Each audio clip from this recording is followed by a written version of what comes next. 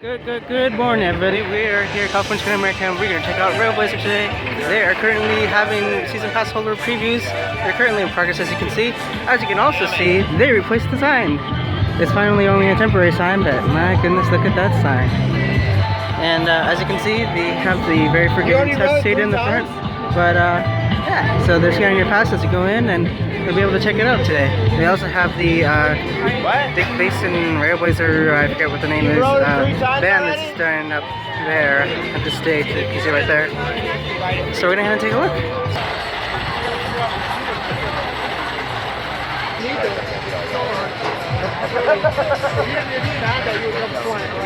Where's the mom at? Right there. Don't walk. Thanks, buddy. Have a great day, okay? Some of the brakes right there. There's the queue. Not a long line. Let's see how quick it moves. The laps are a little on the slower side right now, but that could be because it's the morning and they're still making up perhaps. But yeah, there's a little pond right here underneath us. But yeah, there's everything. They have this little people machine too. There's supposed to be a vending machine here soon, so yeah. No use of the switchbacks. It shouldn't take very long, so hopefully. Yeah, the stairs are just right there, and there we are. Well, we just got an announcement that, it's down. Yep, please. If you wish to exit, please exit the way you entered. We apologize for the inconvenience. And we're back open. There you go. You know what I think that's so you don't get that type of thrill like that. Right.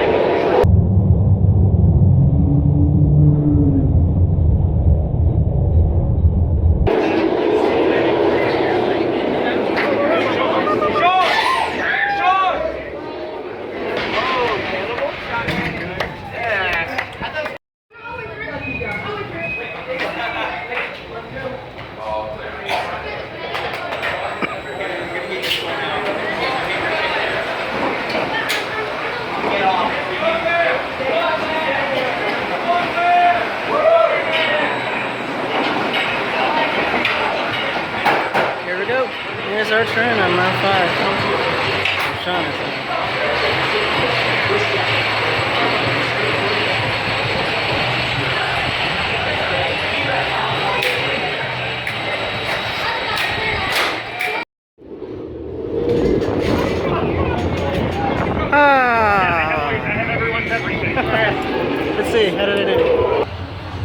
Okay, let's go over that for a second. I've never been in a Raptor, but wow, that's pretty good. Now I don't know, and I'm not sure if I'm in the liberty to say anything so much, but I've heard that they run around 2 to 3. So for 2 to 3, plus they can whatever you want to do with it, that's pretty good. That's really good. That is a great ride. It also begs the question, what's gonna happen to B&M? I mean, their market's kind of shrinking, sorta, in a way. So I don't know, but yeah.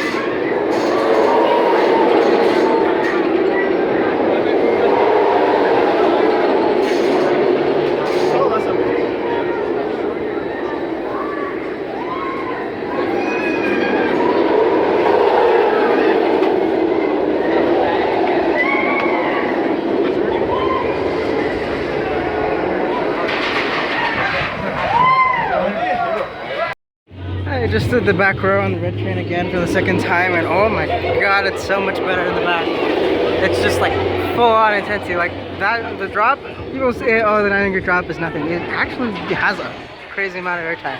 And this, the late turn down, Raven, whatever, it's like just turning airtime and the laterals. It's nuts. But there we go, the second ride on RailBlazer for the day. I think I'm gonna double check, so I'm waiting for Brandon to show up. I'm not sure what time he's gonna get here. It's about an hour and a half, so like around 90 minutes or so. So he gets here because he was getting his tire patched. But yeah, oh my god.